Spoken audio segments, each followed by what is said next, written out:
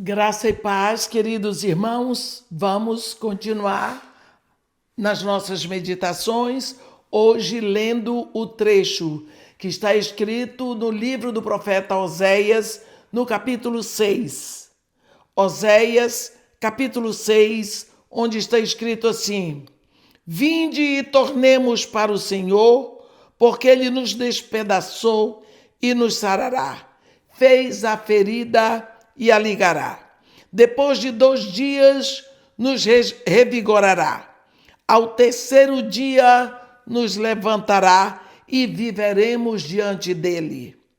Conheçamos e prossigamos em conhecer o Senhor. Como a alva, a sua vinda é certa, e ele descerá sobre nós como chuva serôdia que rega a terra. Que te farei, ó Efraim? Que te farei, ó Judá? Porque o vosso amor é como a nuvem da manhã, como o orvalho da madrugada que cedo passa. Por isso os abati por meio dos profetas, pela palavra da minha boca os matei, e os meus juízos sairão como a luz. Pois misericórdia quero e não sacrifício, e o conhecimento de Deus mais do que holocaustos. Vamos ver esse versículo de Oséias 6.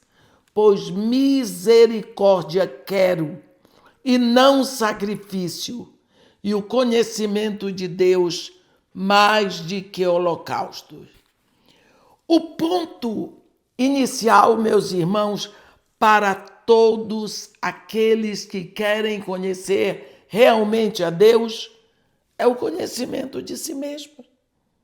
O conhecimento de si mesmo como pecador. E a necessidade de sermos salvos dos nossos pecados pelo perdão. E então um novo começo é oferecido por Jesus Cristo no seu sacrifício lá na cruz. E isso significa que precisamos nos arrepender dos nossos pecados e colocar a nossa fé em Jesus. Precisamos não esquecer disso. Arrependimento, meus irmãos, é o elemento que anula pecado.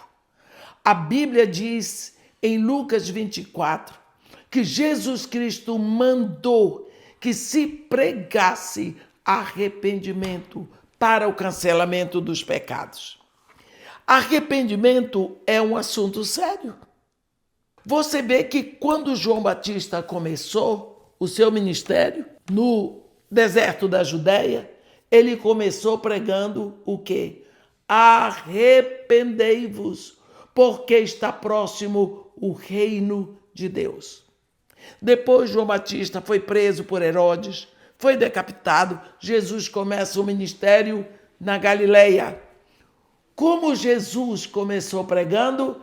Arrependei-vos, porque está próximo o reino de Deus. No dia de Pentecostes, quando Pedro fez o seu grande sermão, as pessoas com o coração compungido tomaram conhecimento do que tinham crucificado o Filho de Deus. Perguntaram para Pedro: e agora, o que faremos? Solução que Pedro deu: arrependei-vos. E Jesus, última menção,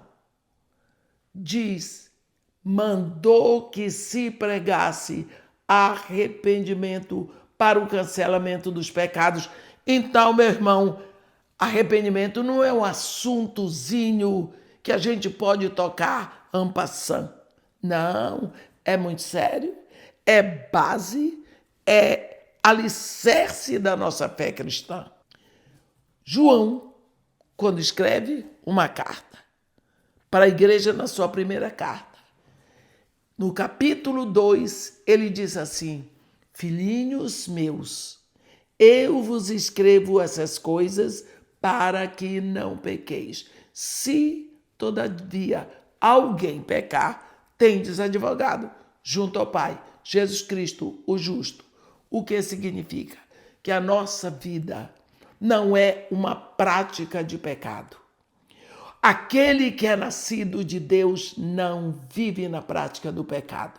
Mas, pelo que João nos ensinou, o pecado pode acontecer por acidente. E se acontecer, corramos para Jesus Cristo. Quando Jesus Cristo foi lavar os pés dos seus discípulos, lá no capítulo 13 de João, quando chegou aos pés de Simão Pedro, Simão diz para ele: nunca me lavarás os pés. Ele diz: se eu não te lavar, tu não tens parte comigo. Pedro disse: então não somente os pés, mas as mãos, a cabeça. Jesus Cristo disse: não, Pedro. Quem já se banhou não necessita de lavar senão os pés. Quanto mais está tudo limpo. No dia que você se rendeu a Jesus Cristo, você se arrependeu dos seus pecados. Você foi lavado. Você foi justificado. Começou o processo de santificação. Porém, uma vez ou outra, você pode pecar. Porque a sua natureza é pecadora como a minha. O que acontece? Isso significa sujar os pés. Corre para ele lavar. Porque você tem parte com ele. Quando nós pensamos disso, nós, conhecendo a nós como pecadores, nós podemos conhecer melhor de Deus, do seu perdão, da sua misericórdia. Nós vemos que quando colocamos a nossa fé em Jesus Cristo, Deus nos dá o espírito de sabedoria, o espírito da revelação para conhecermos mais e mais a Deus.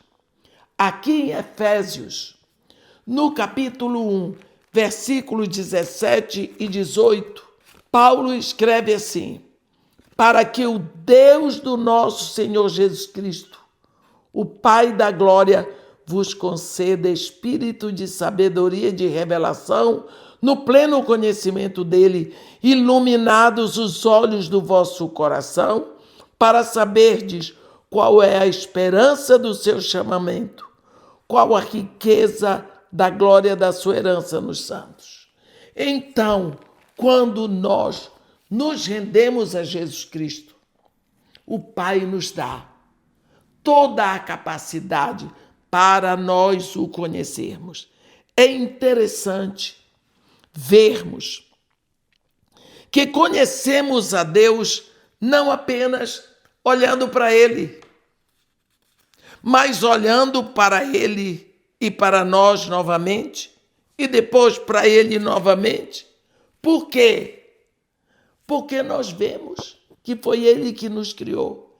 Esse trecho aqui de Oséias, que nós lemos no capítulo 6 de Oséias, está escrito: pois misericórdia quero e não sacrifícios, e o conhecimento de Deus mais do que holocausto.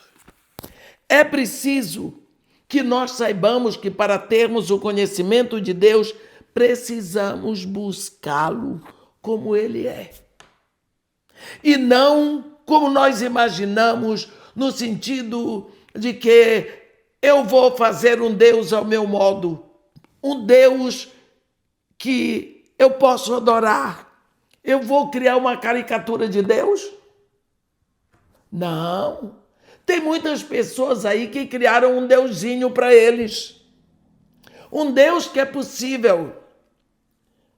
Um Deus que não é o Deus verdadeiro revelado na sua palavra. Ah, mas Deus não se importa com isso. O que está escrito na palavra dele?